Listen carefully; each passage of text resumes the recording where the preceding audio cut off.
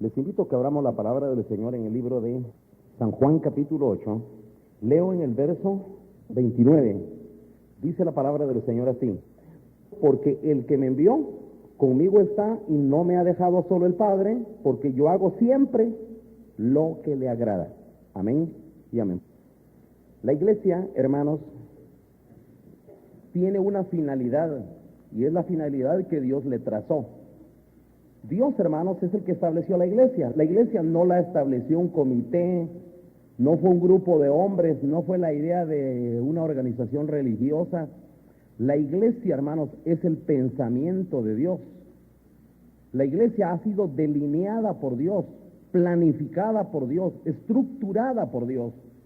Y Dios, hermanos, a la iglesia le estableció un desempeño, una función, un propósito. La iglesia tiene una labor que realizar y tiene un papel que cumplir que ha sido trazado por Dios.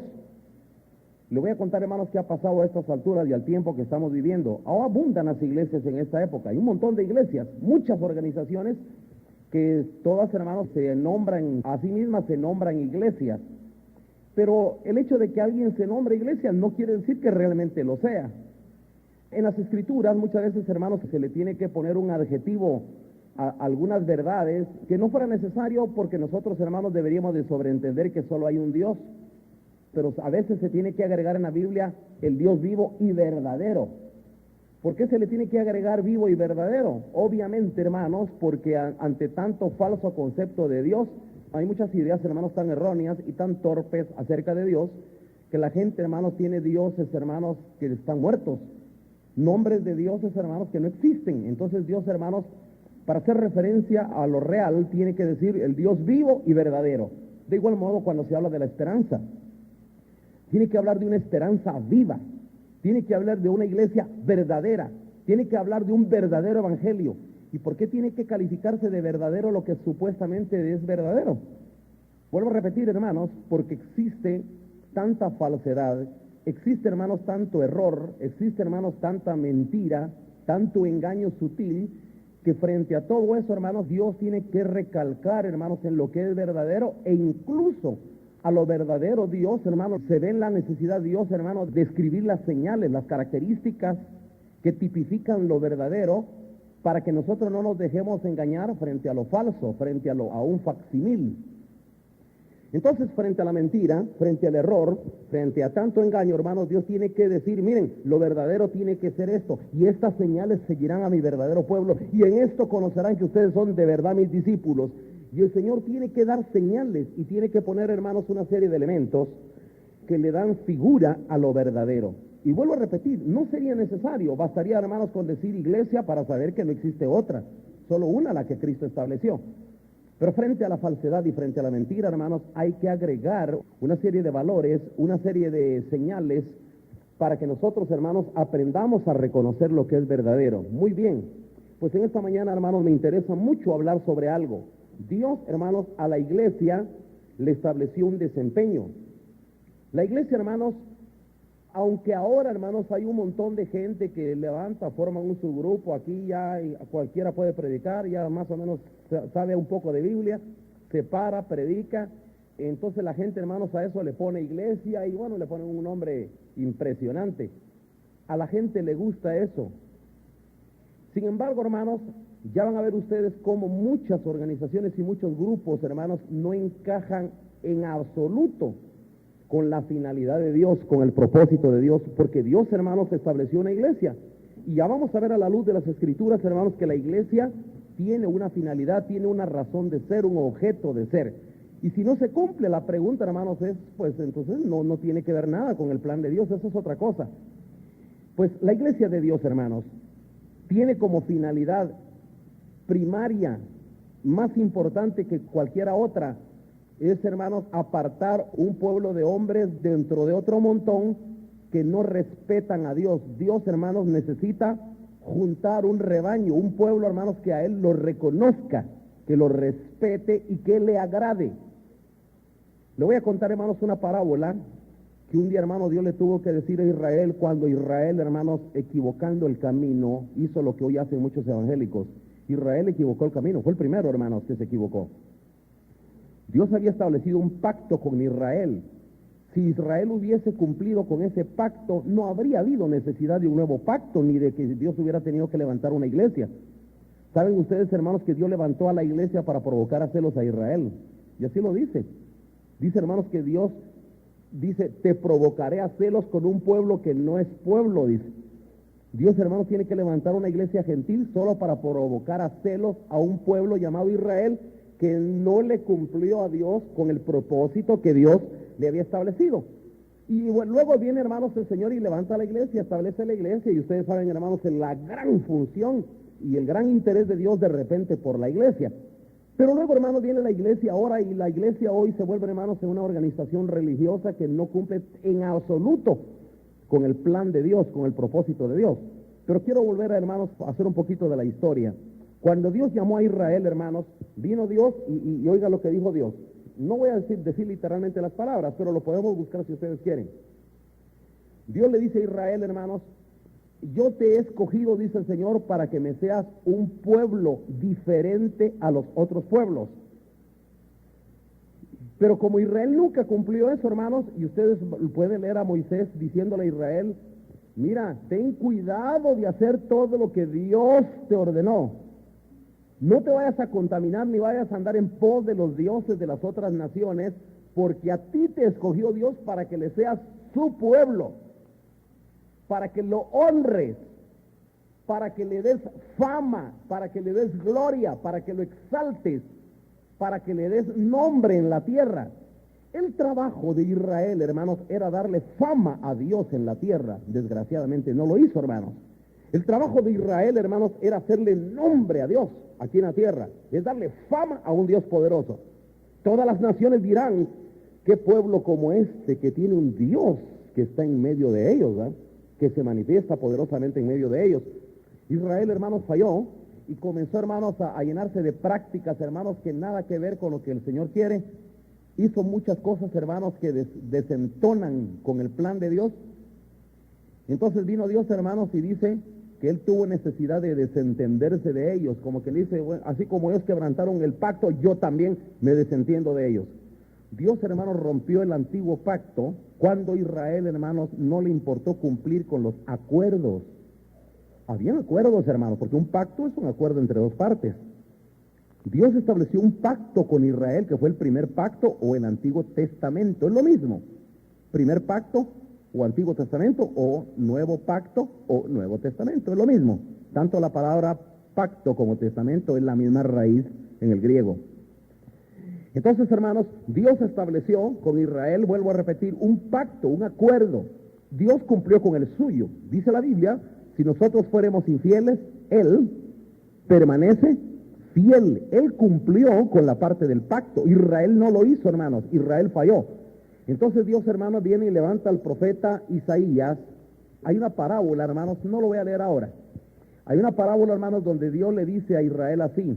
Dile a Israel así. Agarra un cinto, le dice Dios a Isaías, y lo vas y lo escondes dentro de una hendidura de una peña, ahí en Caldea, y lo escondes ahí, y después de al cabo del tiempo lo sacas, y dice que cuando sacó al cabo del tiempo el cinto estaba podrido, engusanado, y entonces la gente te dirá, ¿y eso qué quiere decir? Porque los profetas, hermanos, hacían muchas señales de ese tipo, y luego venía una enseñanza.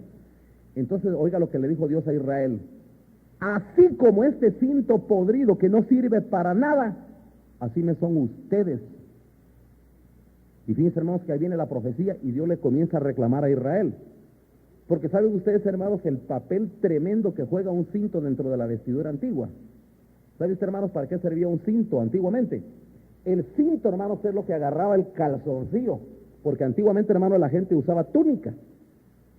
Y dentro de las vestiduras, hermanos, una de los elementos más útiles, imagínense, hermanos, que alguien no tenga con qué apretarse el calzoncillo. Es una vergüenza que alguien no tenga y de repente se le caigan los trapos, ¿verdad? Pues, hermanos, el Señor le está diciendo, yo agarré a este pueblo y me lo junté a mí, así como se agarra ese cinto para que me dieran seguridad, para que me dieran confort. Fíjense, hermanos, que Dios dice, yo me llamé a este pueblo para que me fueran por fama, para que me fuesen por honra, para que me fuesen por gloria en esta tierra, pero este pueblo se convirtió como en ese cinto podrido que no sirve para nada. Cualquiera que lo agarra se le revienta en la mano, está podrido. Fíjense, hermanos, qué parábola. Le voy a contar que Israel, hermanos, nunca cumplió con el propósito, porque Dios, hermanos, estableció a Israel para que le diese fama a Dios, para que lo agradara. Pero Israel empezó, hermanos, a agradarse a sí mismo. Entonces perdió, hermanos, el propósito de Dios, y al perder el propósito de Dios, se arruinaron y Dios, hermanos, rompió el pacto con ellos. Vámonos ahora a la iglesia, hermanos. En la iglesia las escenas se vuelven a repetir. Viene el Señor, hermanos, y establece a la iglesia, ¿saben para qué? Ese propósito es bíblico. Dios estableció a la iglesia, hermanos, igual, de la misma forma. Una iglesia, hermanos, que le dé al Señor fama, que le dé prestigio al Señor, que hable bien, que glorifique al Señor, que haga que a través del pueblo, hermanos, la gente vea la existencia de un Dios poderoso, hermanos. Esas palabras las dijo el apóstol Pedro y quiero que le ponga atención. Dijo el apóstol Pedro así: vosotros sois linaje escogido, nación santa, pueblo, dice, adquirido por Dios. ¿Para qué? Para que anunciéis las virtudes de aquel que os llamó de las tinieblas a su luz admirable. Aquí el apóstol Pedro, hermano, vuelve a recalcar que el trabajo, el propósito de alguien de estar en la iglesia, hermano, no es nada más buscar, hermanos, como quien dice, llenar un vacío social, que es lo que desgraciadamente la mayoría de la gente hace hoy. ¿Qué hacemos el domingo? Vamos a una iglesia. Pues sí, hombre, porque también los niños necesitan. Así dijo un día un hombre. Dice, yo necesito ya buscar una iglesia porque esos mis niños están creciendo como animalitos.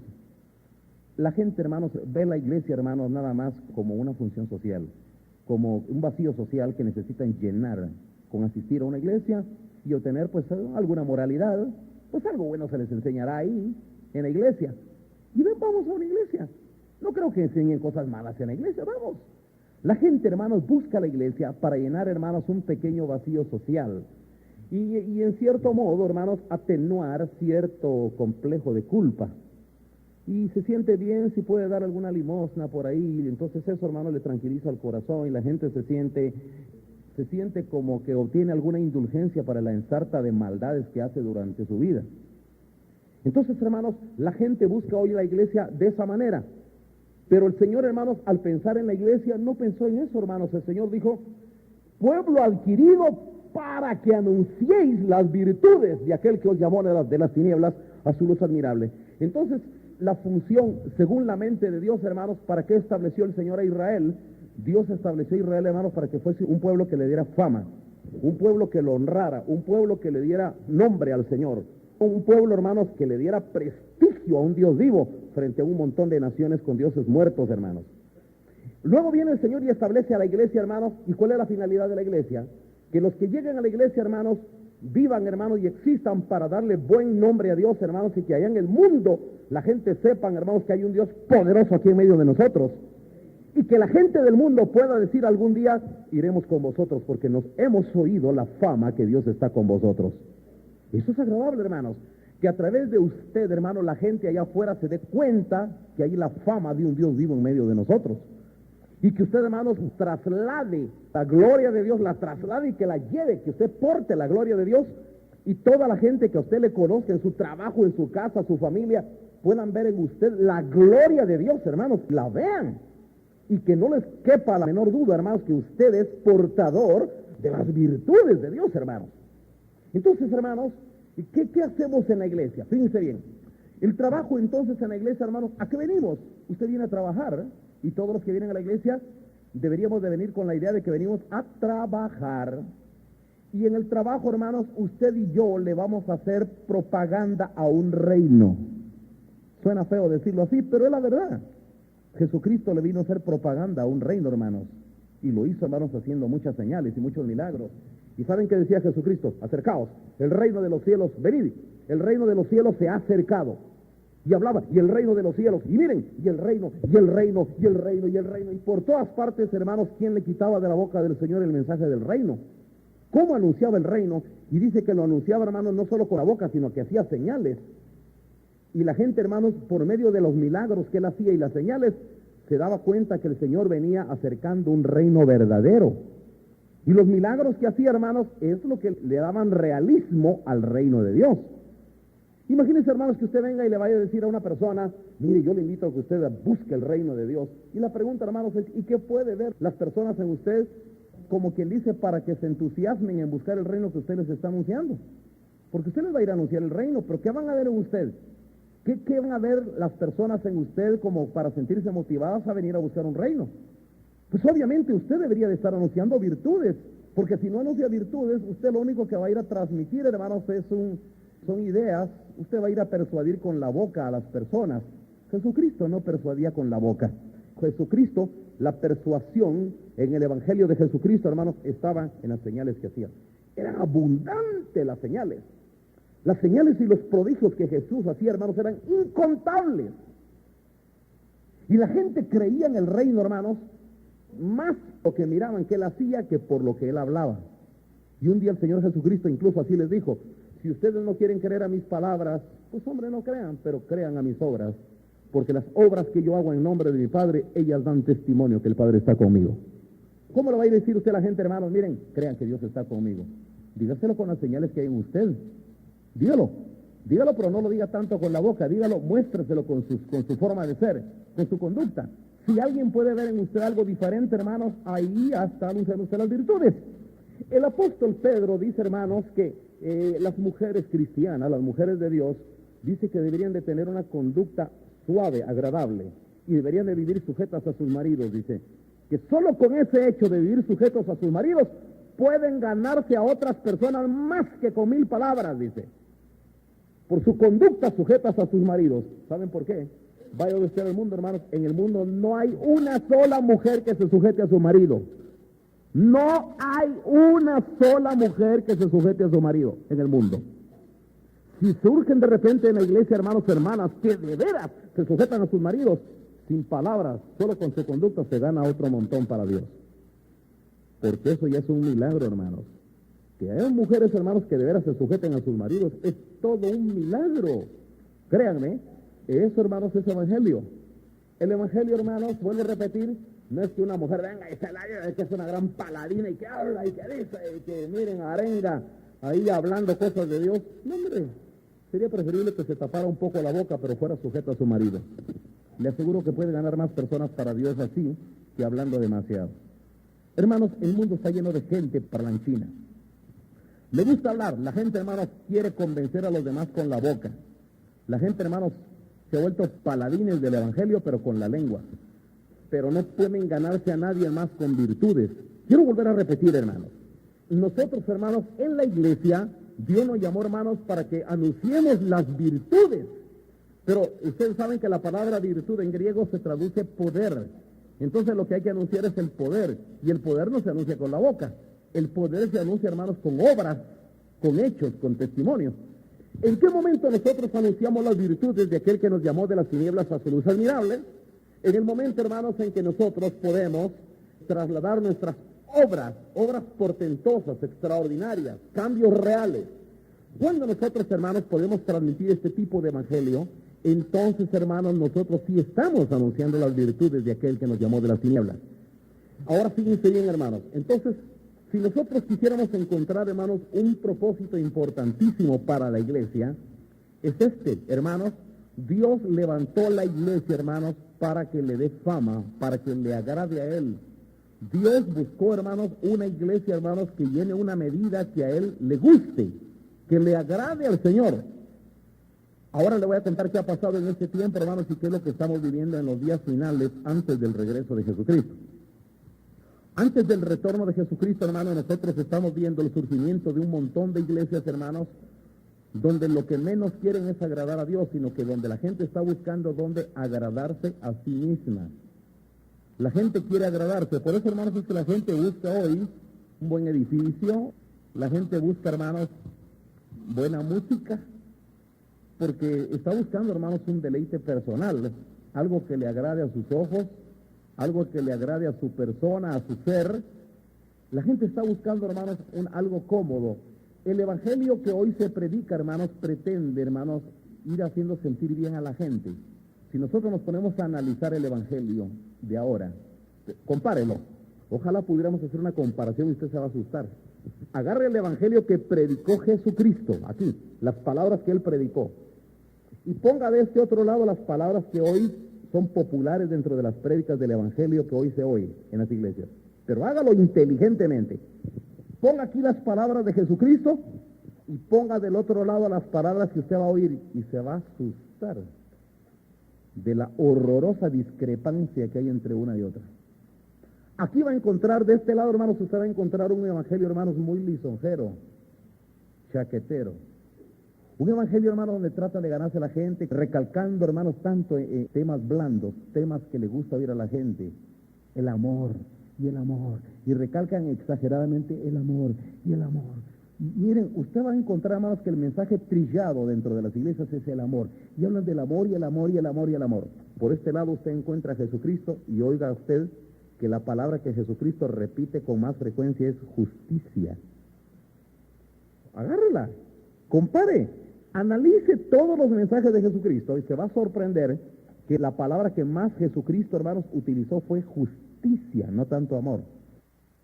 Pero al hablar de justicia a la gente, hermanos, le escandaliza, porque hablar de justicia, hermanos, la justicia, hermanos, a veces se siente golpeante, se siente fuerte, pero la gente prefiere oír hablar de amor. Entonces, hermanos, el mensaje que hoy se recalca es amor, amor, amor, amor. Y luego otro mensaje, hermanos, que usted va a oír muy popular en esta época es la familia.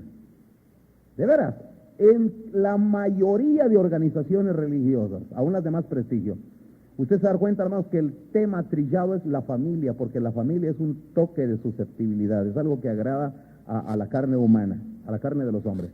Entonces, hay mucho énfasis en la familia, y se recalca demasiado la familia. Pásese usted al Señor Jesucristo.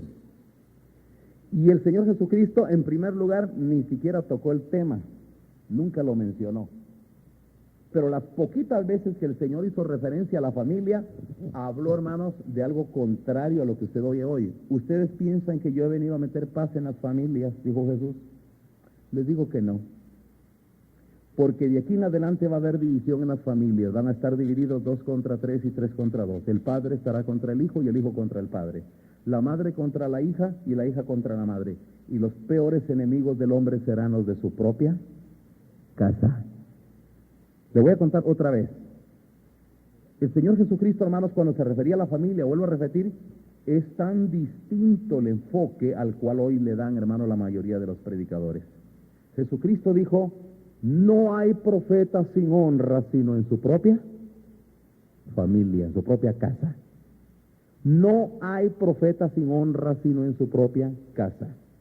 El Señor, cuando habló de familia, el Señor hablaba de esa forma. Y le voy a contar algo. Un día, hermanos, estaba el Señor en una reunión y dice que la gente no cabía allá en el cuarto, estaban metidos en una casa algo grande, pero estaba lleno de gente y ya no cabía nadie más. Entonces alguien por ahí se metió, yo no sé cómo se llegó, está por ahí, y llegó con el maestro y le va a decir: mira, maestro, fíjate que allá afuera, eso no tengo avisaje, allá afuera te está buscando tu madre y tus hermanos. Y Jesús públicamente dijo delante de todos: ¿quién es mi madre?, dijo. ¿Quiénes son mis hermanos? Y señalando con el dedo a sus discípulos, dijo: aquí están mi madre y mis hermanos, dijo.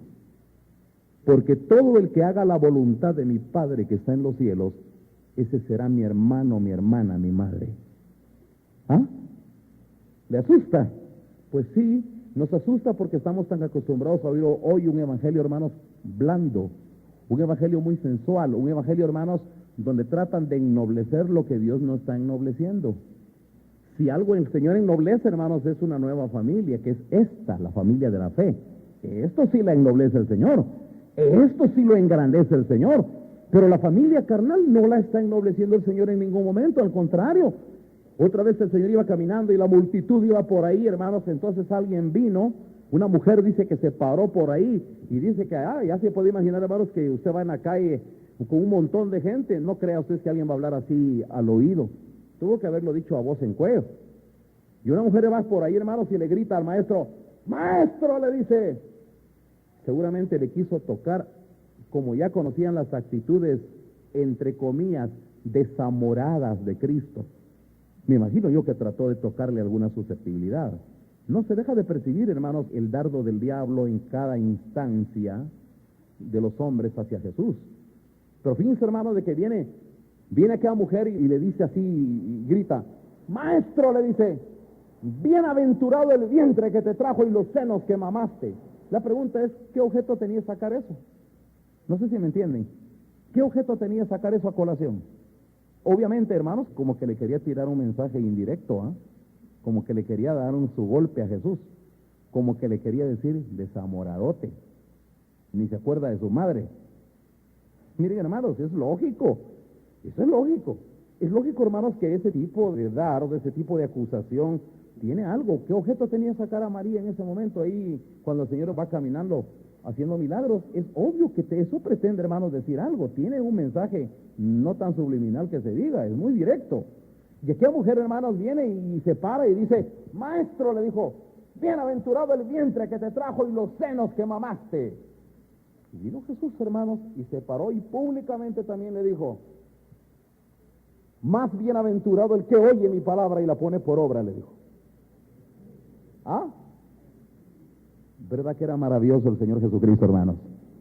Por eso les digo, hermanos, vean ustedes, agarren ustedes el mensaje actual de la religión, pónganlo de un lado y pónganlo de otro y establezcan valores inteligentes, hermanos. Y ustedes se van a dar cuenta que estamos frente a un evangelio, hermanos, discrepante del de Jesucristo. Un evangelio que discrepa realmente, efectivamente discrepa, hermanos, del evangelio de Jesucristo. Es otro evangelio. Entonces, hermanos, ¿cuál era el objeto de la iglesia? ¿Para qué el Señor dejó su iglesia? Para que le dé honra. Hermanos, el trabajo de la iglesia no es, hermanos, que usted venga aquí, hermanos, como que dice, cada día usted venga aquí, hermanos, con su pliego de necesidades, porque muchas personas, hermanos, buscan la iglesia como el centro que tiene que ver qué hace para sacarlo adelante en todititas sus necesidades.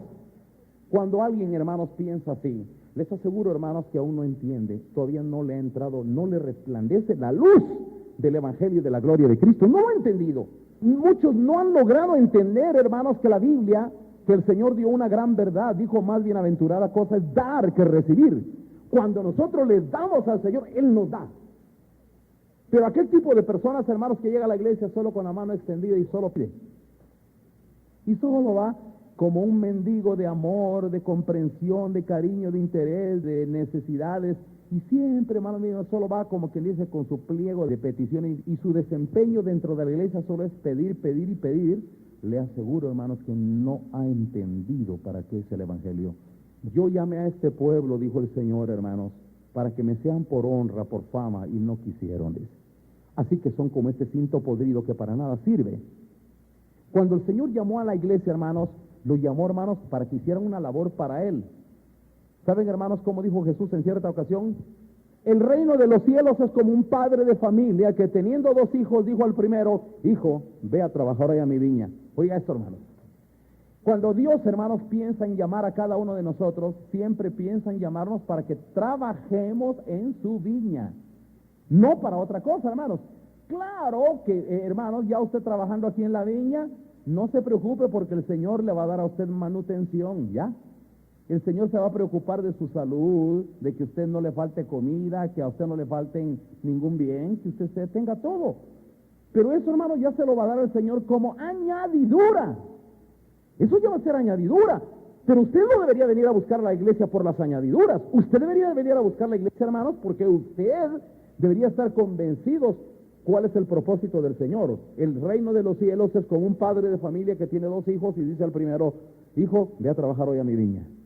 Vean, hermanos, que el interés del Señor es trabajar. El reino de los cielos es como un hombre que yéndose lejos dejó a sus siervos su obra y dejó a uno 10 talentos, a otro 5 talentos y a otro 1 talento. Y después de algún tiempo regresó y dijo, y preguntó y pidió cuentas por los talentos que había dado. Quiero que le ponga atención, hermanos. Donde quiera que usted oiga los mensajes del reino de Dios, va a encontrar que el propósito de Dios para llamar a cada uno de nosotros, hermanos, es para que trabajemos. Yo quiero que le ponga otra vez atención a esto. Cuando Dios llamó al apóstol Pablo, hermanos, la forma de llamado quizás sea diferente en usted y en mí, y en Pablo, y en cada quien es diferente las circunstancias con que Dios nos llama, pero el objetivo y el propósito es el mismo, hermanos, porque Dios no ha cambiado. La finalidad, hermanos, de llamar a alguien es la misma. Le voy a contar qué pasó, hermanos, cuando el Señor llamó a Pablo. Resulta, hermanos, que este Pablo estaba haciendo un mal trabajo, hermanos, porque estaba trabajando para la secta de los fariseos, iba de agarrar cristianos y metiéndolos a la cárcel, y haciendo mal el trabajo. Pero él era una oveja. Lo que pasa, hermanos, es que estaba desenfocado de la realidad. El evangelio él no lo tenía claro. No se le había revelado Cristo a su vida, por eso estaba haciendo las cosas al revés. Pero fíjense, hermanos, de que saben que dijo Dios. Vino Dios, hermanos, yendo en camino a Damasco. Dijo Dios, es el momento de llamar a este. Y vean, hermanos, el pensamiento de Dios. ¿Qué pensó Dios para llamar a Pablo? Vino Dios, hermanos, y en el camino a Damasco se le presentó una luz y ¡pam! Cae del caballo Pablo. Porque allá iba, hermanos, ahí respirando amenazas y amenazando a los hermanos. Y viene el Señor y se le presenta en el camino a Damasco. Cae Pablo del caballo y en el suelo cae, queda ciego por el resplandor de aquella luz. Y entonces viene el Señor y le habla: Saulo, Saulo, yo soy Jesús a quien tú persigues. Dura cosa te es dar cosas contra el aguijón. Señor, le dice. Y fíjense, hermanos, yo quiero que oigan esto. Es que me sorprende esto, hermanos. Fíjense, hermanos, que cuando cae Pablo del caballo y ¡pum! Cae. Y cae, hermanos, ciego. Y está estirado, impresionado, hermanos, y que a vos lo tiene, pero atónito. Oiga la pregunta de Pablo, hermanos. Ojalá hubieran muchos así hoy. Viene Pablo, hermanos, y le dice: Señor, le dice, ¿qué quieres que yo haga? Entendió que si el Señor se le estaba apareciendo es porque quería que hiciera algo. ¿Ah? Y fíjense, hermanos, que cuando Pablo lo mandó a que fuera Ananías de Damasco, y cuando los hermanos dice que vieron ahí, hermanos, que Pablo llegó a Damasco, cuidado, ten cuidado con ese hombre, porque ese es el que persigue a los hermanos. Le fueron a decir a Ananías. Pero dice, hermanos, que Dios vino y le advirtió a Ananías y le dijo: no tengas miedo de recibirlo, porque instrumento escogido me es este para que anuncie mi nombre a los gentiles, dijo. ¿Para qué lo llamó entonces? Dijo el Señor Jesucristo: ¿acaso, hermanos, voy a llamar a este pobre hombre porque yo veo que tiene muchas necesidades? ¿Así pensó Dios? ¿O pensó Dios en que le podía ser útil para el trabajo que necesita él? Hermanos, cuando Dios llama a alguien al evangelio, cuando Dios llama a alguien a su casa, Dios está pensando: este me puede ser útil aquí, a ver para qué lo uso, algo puede hacer en este camino. Pero qué tal que usted viene a la iglesia, hermanos, y usted, al no entender el propósito de Dios, usted ni trabaja, nunca se involucra, nunca trabaja para Dios, sino entonces usted mejor se dedica a pensar en usted mismo, y al estar pensando tanto en usted mismo, le comienzan a salir un montón de necesidades. Y usted viene en el espejo, y si usted mire, cuando usted nunca se mira en el espejo, después de repente se mira más o menos bien, pero si usted se estaba de ver cada rato en el espejo, ya se mira por aquí que tiene un poro muy grandote, que se mira que por acá tiene una espinilla, que por aquí tiene una manchita, y que por aquí un pelo le salió por acá. Y si usted, hermano, se estaba de ver la cara en el espejo cada rato, cada vez que se mira más errores, y cada vez le aumentan sus necesidades. Las personas, hermanos, que no trabajan para Dios, piensan demasiado en sí mismos. Mientras más piensan en sí mismos, más necesidades les brotan. Y entonces cada vez se llenan y vienen a la iglesia y se cargan con el gran bulto de necesidades. Yo quisiera, ahí le encargo que ore por mí, porque mira que ya. Y hay quienes, hermanos míos, ya su actitud en la iglesia es horrorosa, hermanos. Miren, ya se salieron totalmente del plan de Dios. Ya no se dieron cuenta, ya perdieron la noción de la realidad. Ya no se dieron cuenta, hermanos, que la estancia en la iglesia era para trabajar, sino que piensan entonces que la estancia de la iglesia es, hermanos, para ver quién le echa una mano en su montón de necesidades que tiene. Y como tiene muchísimas luchas y muchas necesidades, siempre anda buscando ver a quién agarra de paño de lágrimas para ya estarle contando. Y yo le quiero contar, mira, le quiero hacer por mí. Y mire, hermanos, hay quienes, hermanos, se han vuelto tan cobardes que ya su estancia en la iglesia, hermanos, es solo para pedir y para pedir y para pedir y para pedir, y se fueron y se despistaron. Y ya fueron, hermanos, a errar como estrellas fugaces dentro de un universo donde perdieron, hermanos, el sentido de la dirección. Perdieron la ruta, perdieron el propósito de Dios y ya no saben ni siquiera para qué existen, no saben ni qué hacen, ni saben qué están haciendo ya dentro de la iglesia, ignoran ya eso. Y no se han dado cuenta que la estancia en la iglesia, hermanos, es para trabajar. Las mujeres pueden trabajar, claro, Hay mucho trabajo que hacer en la iglesia, hermanos, mucho. Y cuando más trabajamos nosotros, hermanos, viene el Señor y más suple nuestras necesidades. Y mientras más servimos al Señor, hermanos, más nos ayuda el Señor. Y dando, hermanos, es como se recibe. Y aquellos hermanos que se dedican a funcionar para Dios y a servir a Dios y a darle gloria al Señor y a honrar al Señor, esas personas, hermanos, son aquellas que el Señor también les da, los bendice, los prospera y les da tantas cosas. Yo quiero que me escuchen, hermanos, y quiero que le pongan mucha atención a esta reflexión. Nosotros, hermanos, deberíamos de ser quienes, deberíamos de estar logrando de Dios, hermanos, un gran agrado. Nosotros deberíamos de ganarnos el favor de Dios. Nosotros nos ganamos el favor de Dios, hermanos, cuando nosotros, mientras estamos en la iglesia, nosotros aquí pensamos, ¿cómo voy a agradar a Dios? Un día llegó Miqueas al templo, hermanos. Ojalá que muchos se acercaran al templo de la misma forma que Miqueas. Viene Miqueas, hermanos, y se acerca al templo y dice, ¿con qué me presentaré hoy ante Jehová? ¿Qué le agradará a Dios? ¿Le agradarán 1000 arroyos de aceite?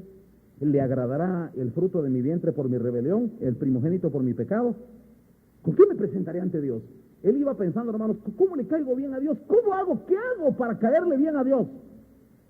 Entonces viene la respuesta de Dios y le dice, ¿qué quiere Dios de ti, oh hombre? Le dice, que hagas misericordia, que hagas justicia y que te humilles delante de Él. Eso es todo lo que Dios quiere de ti, si tú quieres agradarle. Oiga eso, hermanos.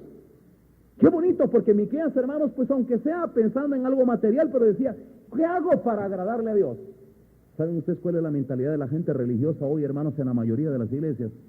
Van buscando a ver qué le piden a Dios para sentirse ellos agradados. No están pensando cómo agradar a Dios, sino cómo sentirse ellos agradados. Y están buscando cosas personales. El otro día oí un predicador, hermanos, que daba un desastroso mensaje. Decía, hermano, usted es hijo del rey. Usted pídale. Dígale usted al Señor, Señor, tu palabra dice y tus promesas. Qué desgracia. Hay predicadores, hermanos, que le enseñan a la gente a ser mezquina. Como quien dice, usted vaya y sáquele a Dios porque ¿para qué promete? Dígale, Señor, tu palabra dice y tú tienes que cumplir porque lo dijiste. Qué desgracia, hermanos. ¿Cuántos predicadores, hermanos, tornan el evangelio en una cosa mezquina? No lo han entendido. Oiga las palabras de Jesús. Buscad primeramente el reino de Dios y su justicia. Y todas las demás cosas van a ser añadidas. Dios no quiere que se le pidan a Él esas cosas. Porque miren, hermanos, pedirle a Dios, hermanos, es hacerlo ver a Él como malo, como un Dios, hermanos, que como que dice que se le olvida que nosotros tenemos nuestras necesidades. Dios no se olvida, hermanos. Nunca. Entonces, ¿saben qué dijo Jesús? Por nada estéis afanosos. Mirad las aves del cielo que no siembran ni ciegan, y vuestro Padre las alimenta.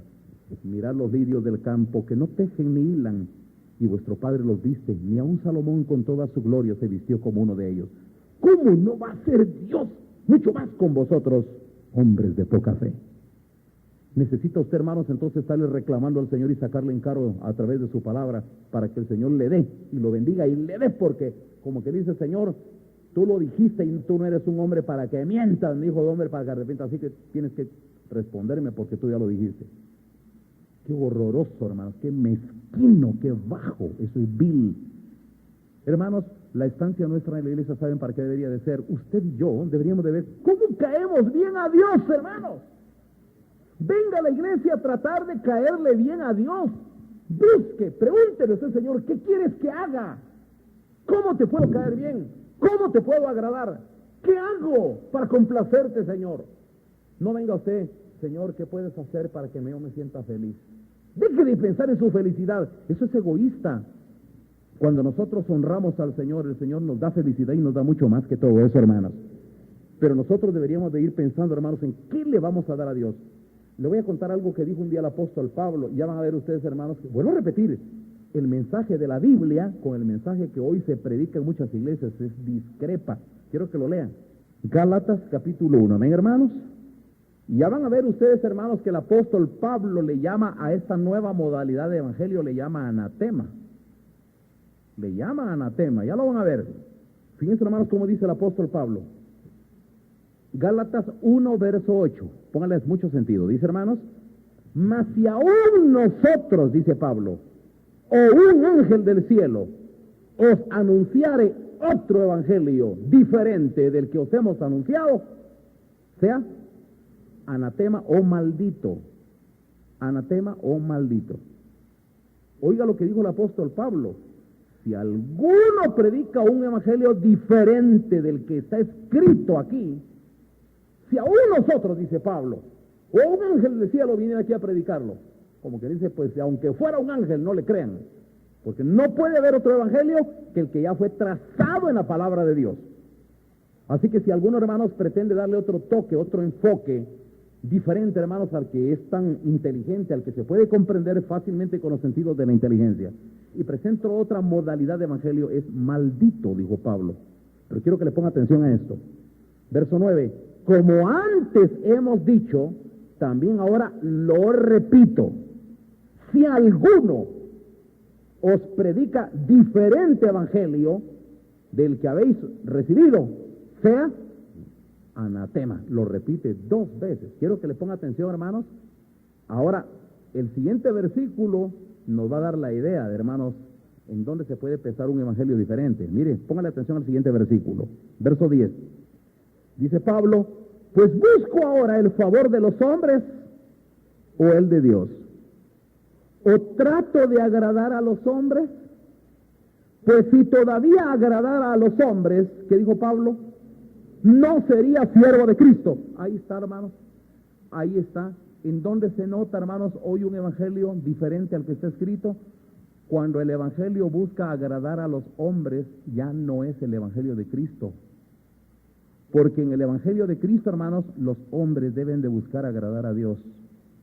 No tanto, hermanos, llegar a la iglesia para tratar de agradar uno a otro. No, hermanos. El evangelio, hermanos, ahora en el mundo es tan apóstata, hermanos, que le voy a contar. Allá en Estados Unidos, hermanos, la gente, hermanos, para poder ir a una iglesia, primero ve 3 cosas. 3 cosas son importantes, hermanos, para tomar una decisión si va a ir o no va a ir a la iglesia. 1, si hay transporte para que los lleven, si los pasan recogiendo en bus. 2, ¿qué coro va a llegar? Si el conjunto le gusta, no me gustan cómo cantan esos. Entonces, dependiendo si le gusta el coro que va a llegar o el grupo que va a llegar, entonces decide si va o siempre o no va. Y 3, el predicador. Ese predicador es muy aburrido.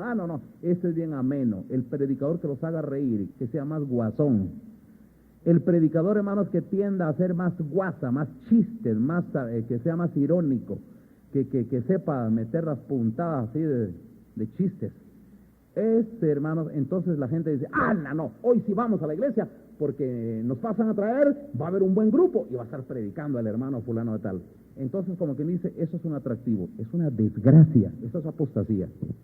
Usted y yo, hermanos, estamos en los días finales, porque la gente, hermanos, hoy está buscando un evangelio diferente que el que está escrito. Este evangelio agrada a los hombres. Le voy a contar qué pasaba cuando Jesús predicaba. No crean ustedes, hermanos, que la gente se sentía agradada. No, ofendida un montón de veces cada vez que oían a Jesucristo predicar, hermanos. ¿Saben, hermanos, que le dijeron un día a Jesucristo? Dura es esa palabra, ¿quién la puede estar oyendo? Entonces dice que un montón se fueron para atrás, ya no lo siguieron. Y vino Jesús y se volteó a sus discípulos y les dijo, ¿se quieren ir ustedes también? Y Pedro le dijo, Señor, ¿y a quién iremos, Señor, si solo tú tienes palabras de vida eterna? Trató el Señor, hermano, de agradar a sus discípulos con tal de que no se le fueran a ir también. No, hermanos, Él no estaba buscando agradar a los hombres. Él estaba buscando agradar a Dios. Y miren, hermanos, otra vez, hermanos, el Señor estaba predicando y les dio un mensaje y le tocó, y los fariseos estaban que reventaban de la furia porque les dijo algunas verdades. Entonces viene un intérprete de la ley por ahí, hermanos, y le dice a Jesús, maestro, mira, con lo que tú les estás diciendo a ellos, también a nosotros nos estás tocando. Entonces viene Jesús, hermanos, y le dijo, ay de vosotros también, intérpretes de la ley, hipócrita, les dijo. Oiga, Jesús, hermanos, ¿qué dijo el Señor? Mejor voy a procurar no ofenderlos, voy a tratar de decirlo de otra forma. No, hermanos, el Señor nunca cambió la tónica del Evangelio. El Evangelio es de los que es, hermanos. El que no me oye, yo no le juzgo, dijo. Las palabras que yo estoy predicando, esas le van a juzgar en el día del juicio.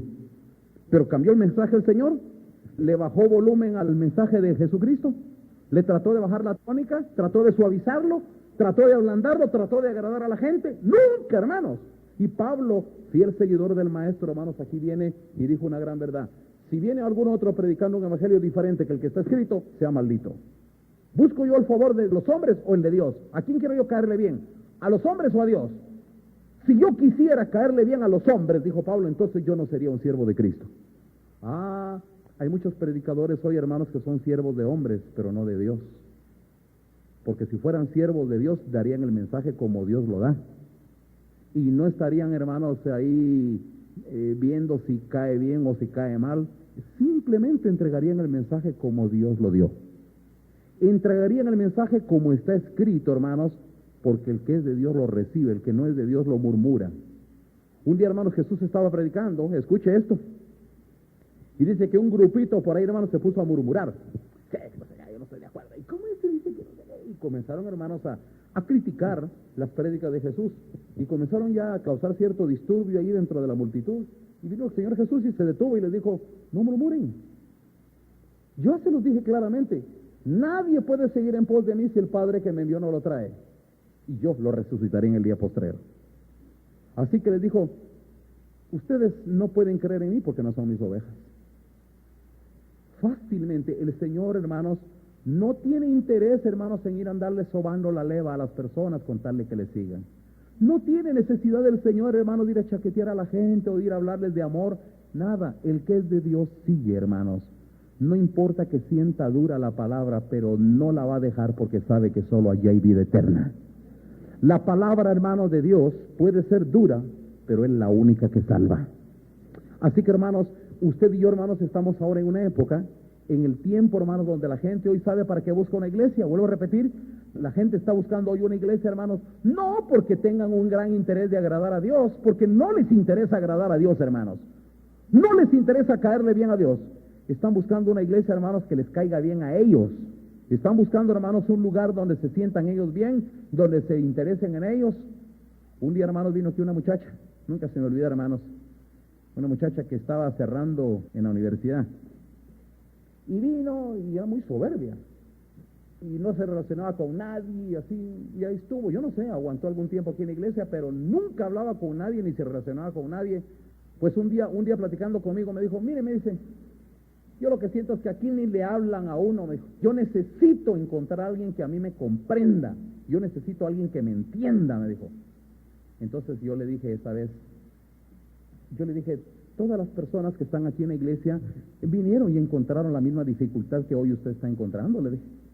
Porque, hermanos, cuando nosotros queremos entrar en el reino de Dios, ¿saben qué dice las Sagradas Escrituras? Estrecha es la puerta y angosto el camino que lleva a la vida eterna, y son pocos los que lo hallan.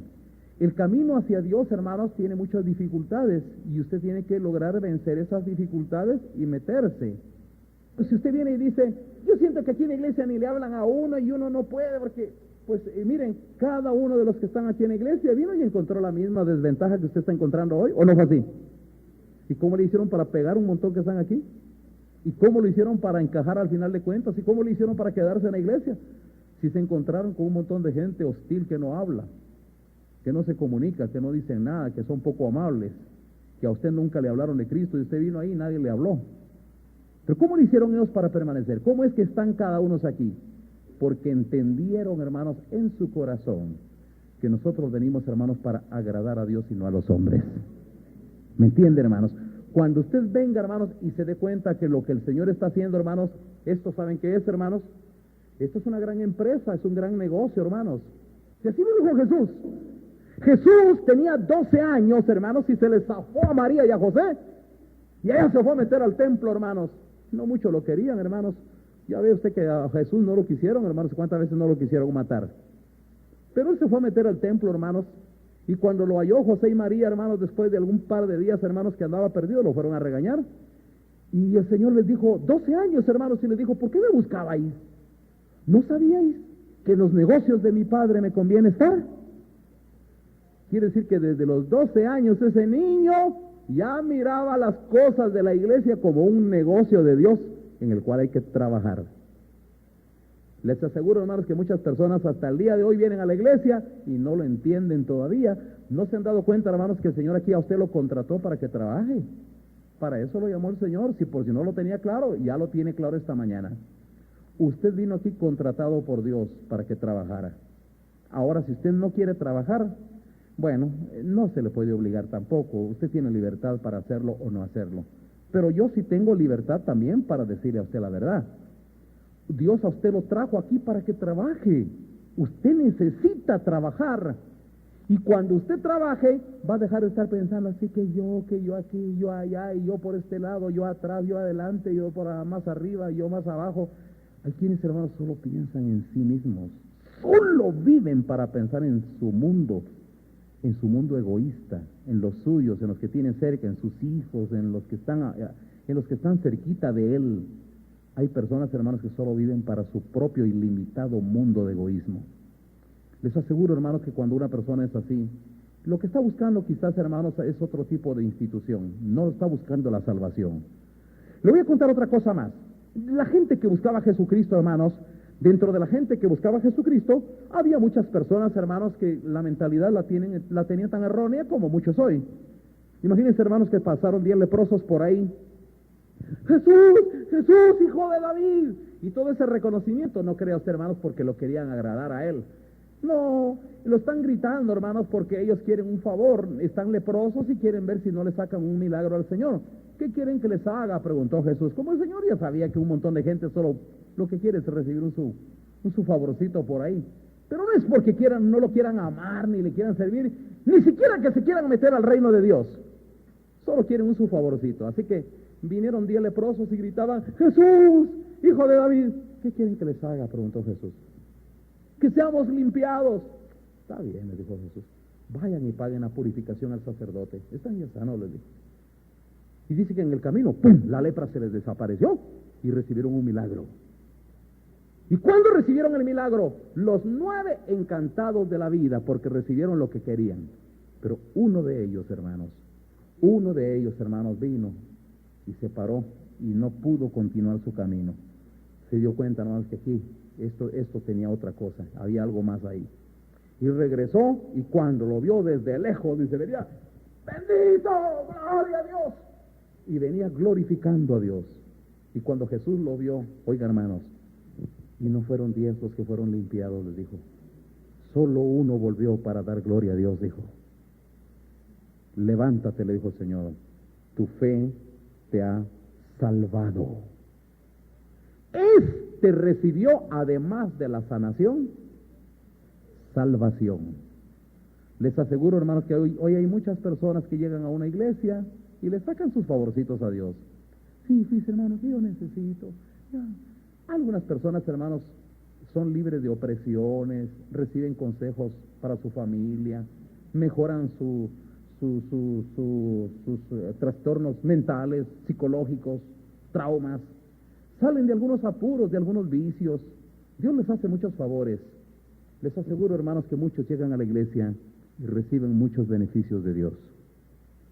Pero la salvación solo la reciben unos pocos. Unos pocos, hermanos, que ya saben para qué están aquí en la iglesia y quieren de verdad, de corazón, trabajar para Dios. Y lo quieren hacer. Señor, ¿qué quieres que yo haga? Aquí estoy, Señor. Dime, ¿qué puedo hacer? ¿Te soy útil en algo? Aquí estoy. Les aseguro, hermanos, que son muy pocos los que vienen a la iglesia pensando en agradar a Dios y no tanto a los hombres. Dice Pablo, si yo quisiera agradar a los hombres, entonces no sería siervo de Cristo. Un montón de iglesias, hermanos, que surgen en estos días finales, ¿saben qué es lo que pretenden? Agradar a los hombres. Por eso les tratan de presentar buenos programas, buena música y variedad, y hermanos, porque tratan de ver cómo la gente que está ahí se siente bien. Ese es otro evangelio diferente del que está escrito. La pregunta, hermanos, es, ¿para dónde va a seguir usted? Porque solo hay un evangelio, no hay otro evangelio. Si queremos, hermanos, hallar la salvación, piense en serio qué va a hacer para servir a Dios. Vamos a orar al Señor, hermanos.